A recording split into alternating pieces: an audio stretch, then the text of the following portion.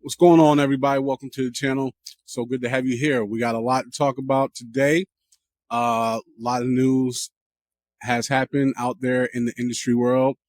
Uh, a new Matrix movie coming.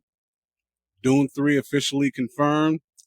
Christian Bale as the Frankenstein monster. And Supergirl has their director.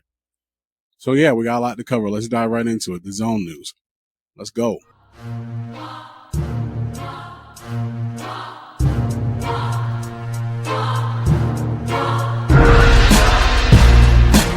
So we are going back to the Matrix.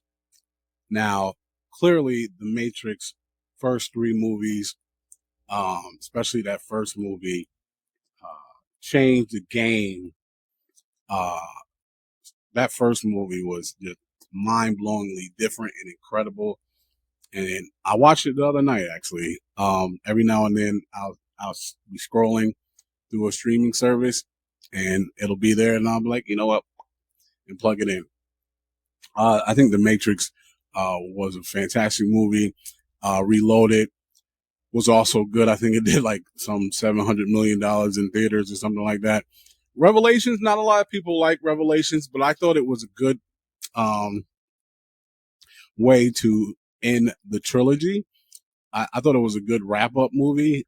Is it my favorite of the three? No, but I thought it was good.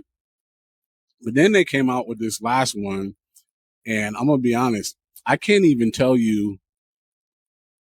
I can't even criticize whatever it was called, the Matrix reunion. I don't know what it was called, but the reason why I can't even criticize it is because every time I try to watch it, I fall asleep. Like, that's how boring it is to me. Every single time I try to watch it, I'm good night.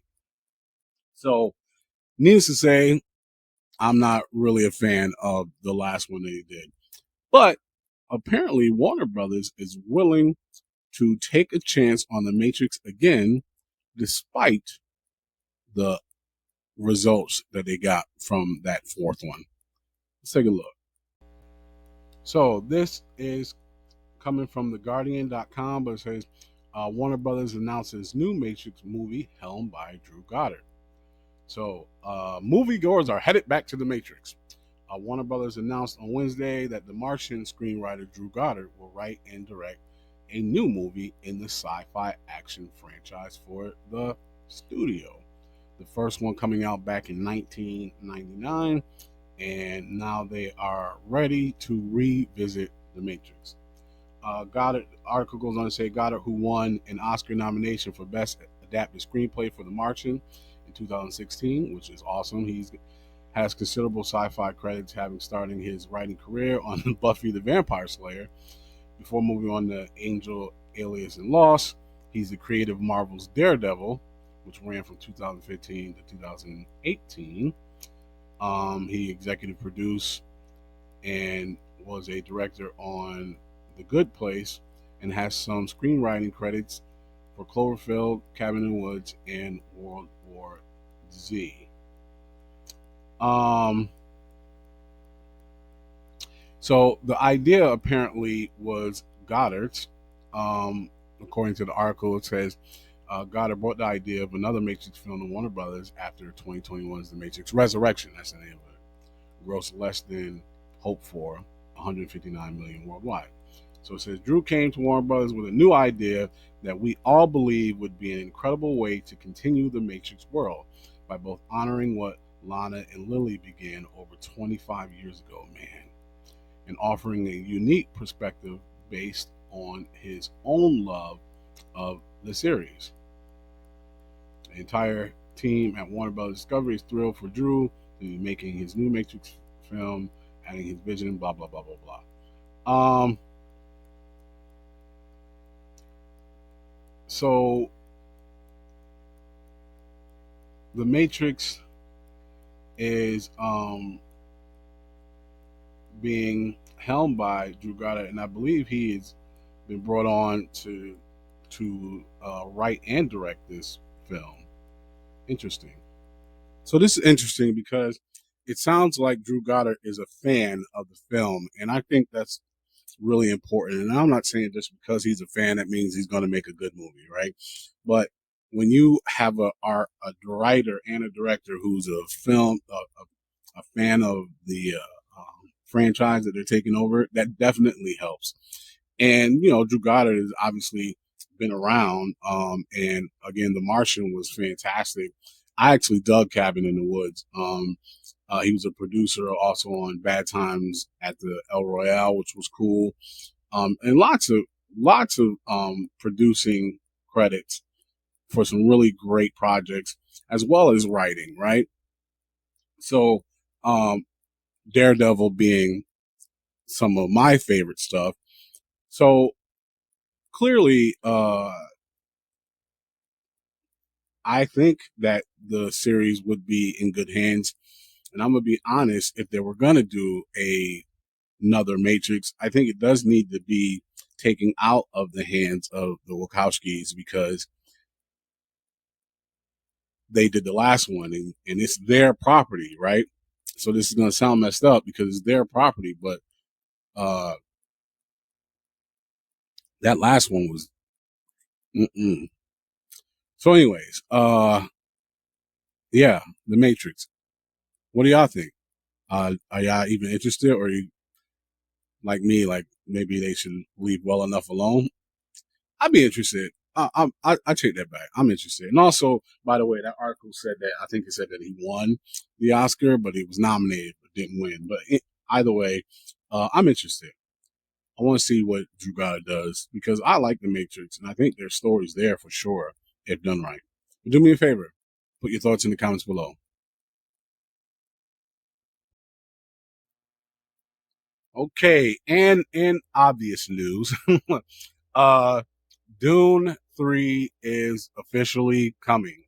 Um, and who did not see that coming? I mean, I think Dune 2 is currently almost to 700 mil right now.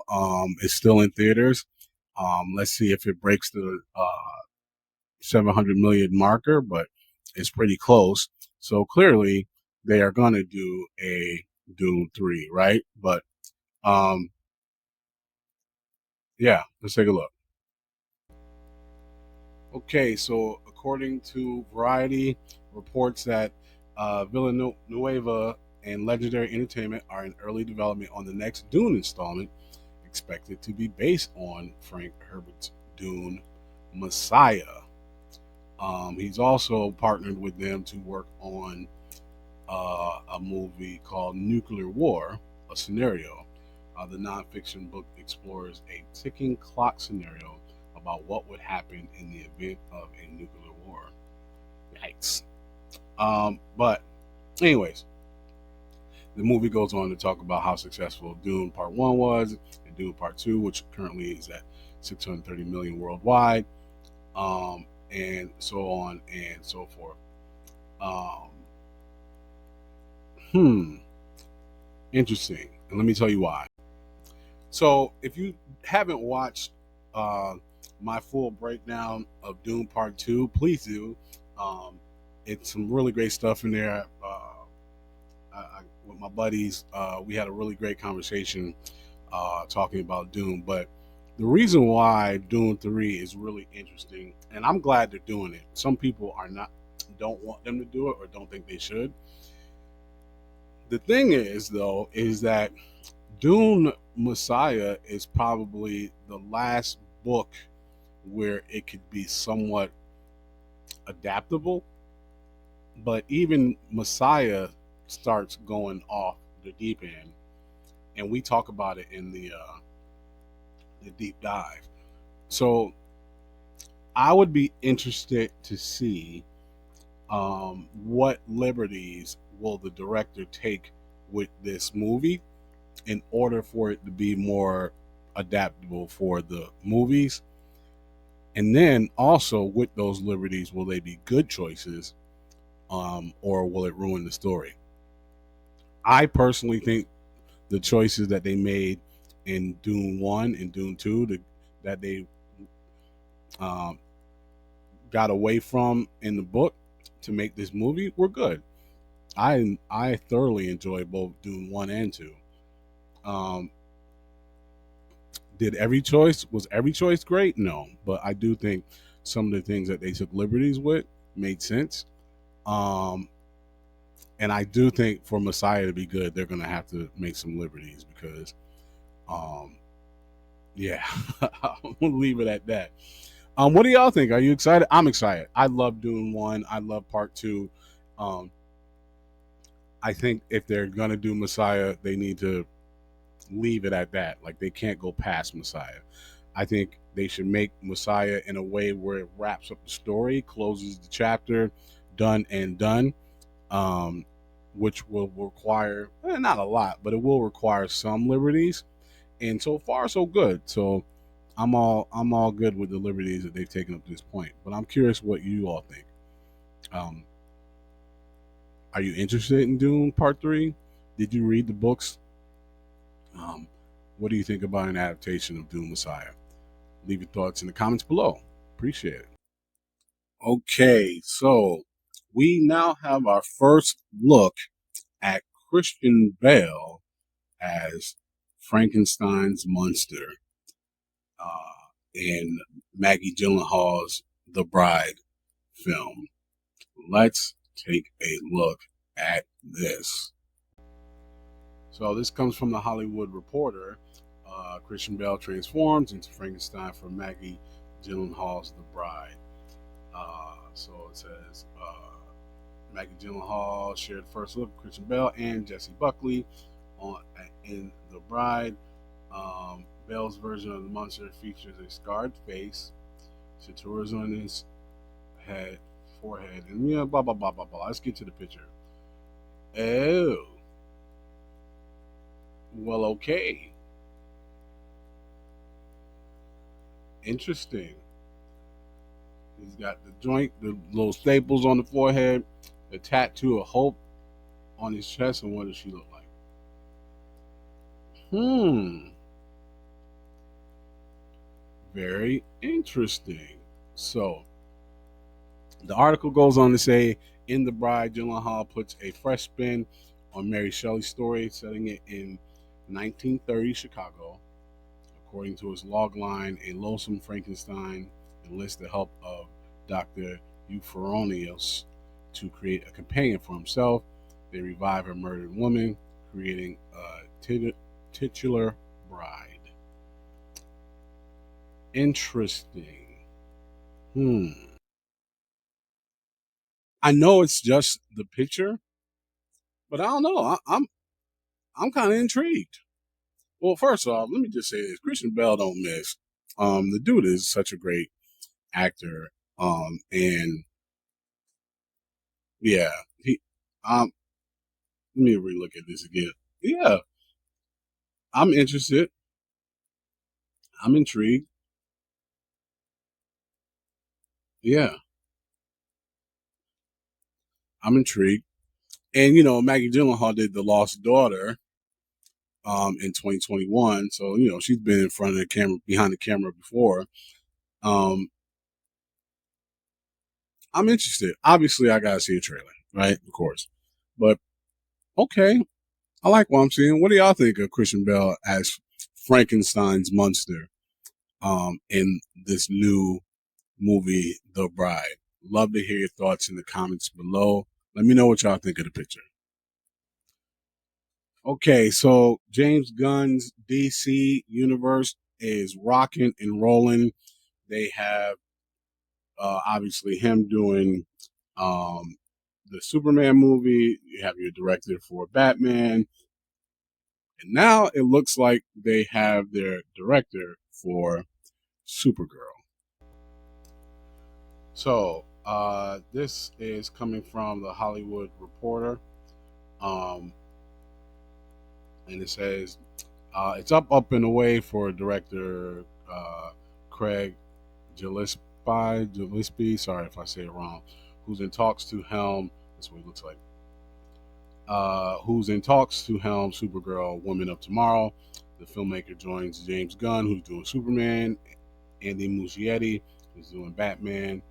The Brave and the Bold, among the filmmakers building out the slate of projects for DC Studios, blah, blah, blah, blah. So, and then it goes on to talk about what he's done. He's had projects such as Disney's Cruella, which I actually liked, the skating drama I, Tanya, and TV's Pam and Tommy, which I didn't get to see. And he was last in theaters with the GameStop movie Dumb Money, which was really, really good. So Supergirl's off to a good start.